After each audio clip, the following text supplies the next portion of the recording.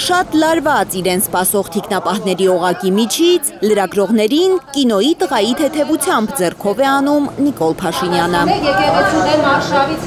5 օրում իր ֆեյսբուքյան գրառումներից 17-ը հոգևորականների կուսակրոնության դարակազմի հռչակված խնդրին նվիրած մարդը ֆեյսբուքից դուրս մեկ բառ անգամ չի ասում այդ մասին։ Ֆեյսբուքում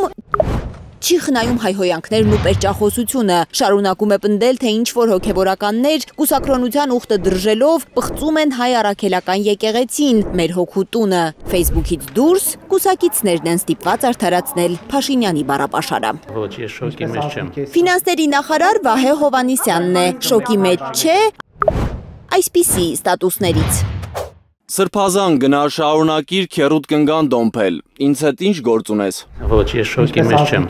Նիկոլ Փաշինյանը ազատ է իր սոցիալական ցանցերում գրել այն, ինչ նպատակահարմար է կարծում։ Վահե Հովհաննիսյանը ճիշտ է չգիտի իրենց իշխանության 7-րդ տարում որտեղից, ինչու առաջացավ հանկարծ հոգևորականների կուսակրոնությանը հետևելու Փաշինյանի անհակ ցանկությունը։ Թեման իմ ամենօրյա ուշադրության կենտրոնում չի, եւ երբ որ այդ հարցը ի հայտ եկավ, ես այդ հարցին անդրադարձա։ Տարածքային կառավարման ու ենթակառուցվածքների նախարարը, որ հասցրել է Արմավիրի մարզպետ լինել, շատ ավելի ամուր է թվում փաշինյանական մտքերի պաշտպանության դիրքերում։ Իշխանության օրոք հանձնվեց Արցախը, ունեցանք պատերազմ, հազարավոր զոհեր եւ այլն։ Եվ եթե Արցախը չկա, իրենք չեն կարող հոգևորականների կուսակրոնության հարցը հանրային քննարկումների առանցքում դնել։ Հետևողական եւ հետևողական են կապը, որ ուզում եք դուք եւ ոչ միայն դուք ցույց տալ, թե մեր արշավը եկեղեցու դեմ է, թե մեր արշավը բոլոր հոգևորականների դեմ է, դա իրականում այդպես չի։ Դա իրականում այդպես է, վստահ է Հայաստանի Փաստաբանական ակադեմիայի ռեկտոր Արա Զոհրաբյանը։ Առաջին հայացքից թվում է, թե ինքը թիրախավորել է կոնկրետ անձանց, բայց իրականում թիրախում է ամբողջ եկեղեցու ներքին ինքնակառավարման համակարգը։ Զոհրաբյանը սա ակնհայտ է համարում։ Եթե Փաշինյանի հոգևոր մարտերի թիրախում կոնկրետ մեկը լիներ, նա անուն կտար։ Ինքը բնականաբար ակնհայտ է, որ ատելության խոսք է ուղղված արդեն կառույցին։ Եթե ինքը կոնկրետ ասեր Պողոսյան Պողոս, այ քեզ մեղադրում եմ սրա մեջ,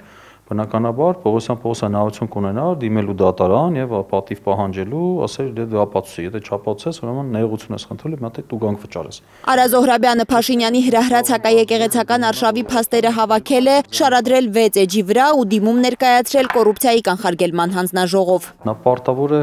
դրսևորել որոշակի վարքագիծ, օրինակ, լիներ քաղաքավարի, բարեկիրթ, զսպված եւ դրսևորել իրեն իր պաշտոնին վայել վարքագիծ։ Մենք տեսանք, որ վերջի շրջանում Նիկոլ Փաշինյանի խոսքը, ոչ նորմատիվային խոսքը, ավելի ճիշտ լկտի խոսքը, ուղղված Հայաստանից առաքելական Սուրբ եկեղեցու հոգևորականներին Զոհրաբյանը կարծում է, եկեղեցու ինքնակառավարմանը միջամտել է փորձում Փաշինյանը, չնայած օրենսդրորեն ամրագրված է, Հայաստանի Հանրապետությունը ճանաչում է հայ առաքելական եկեղեցու ինքնակառավարումը, այսինքն պետական մարմինները իրավունք չունեն միջամտելու եկեղեցու ներքին գործերին։ Հուսանք, որ օբյեկտիվ կլինեն, բայց չեմ կարող ասել։ Եթե վարույթ ընդունվի Զոհրաբյանի դիմումը, կոռուպցիայի կանխարգելման հանձնաժողովը 90 օր կունենա եզրակացություն հրապարակելու համար։ Քանի որ Փաշինյանի պաշտոնը քաղաքական է, կարգապահական ներգործության միջոցներ նրա դեմ չկան։ Եթե դիմումը վարույթ ընդունեցին, չեն կարող խախտում չհամարել, որովհետև ակնհայտ է որ Նիկոլ Փաշինյանը ենթակա լինելով այդ վարքագծի կանոններին, իսկ այնտեղ հստակ ասում է, որ պետք է քեզ զսպված պահես, հարգալից լինես, բարեկիրթ լինես, օրինականության մեջ գործես, այդ ամեն ինչը կա։ Իրենք չեն կարող դա ուղղակի շրջանցել։ Մոտ 5 օրվա մեջ պարզ կլինի կընդունվի վարույթ Զոհրաբյանի դիմումը, թե ոչ։ Ստատուսների դաշտից դուրս ինչ քայլեր կարող է նախաձեռնել Փաշինյանը։ Կարող է օրինակ աջակիցներին եկեղեցիների մուտքերն ու ելքերը շրջափակելու կոչ անել, ինչպես մի անգամ արեց, երբ մտքով անցել էր դատական իշխանության ներսում ինչ-որ բան փոխել։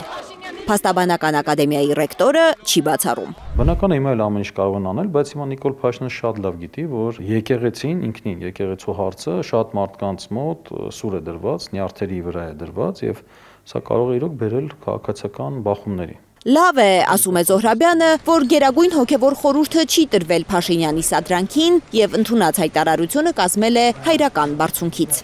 Պատկացեք հայրը մտնի իր մոլորված մոլագար զավակի հետ հավասար կռիվ անի։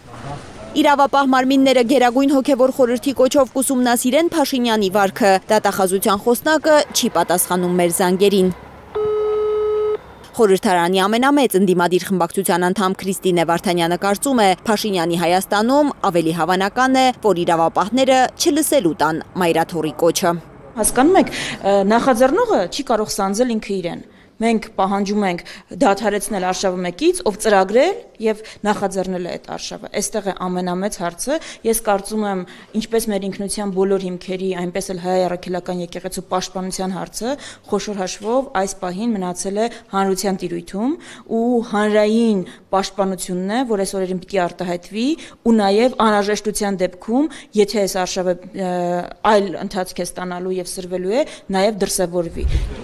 Իսկ եթե պարզվի, որ կաթողիկոսը երեխա չունի եւ առհասարակ իրականության հետ կապ չունեն Փաշինյանի գրառումները, նա քաղաքական պատասխանատվության կենթարկվի զրպարտության համար։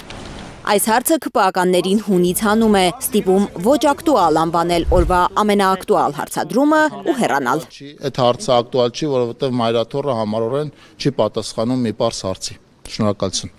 Լարա Արաքելյան, Կարինե Մանգասարյան, Հենրիկ Համազասպյան, Արաքել Օհանյան, Հայլուր։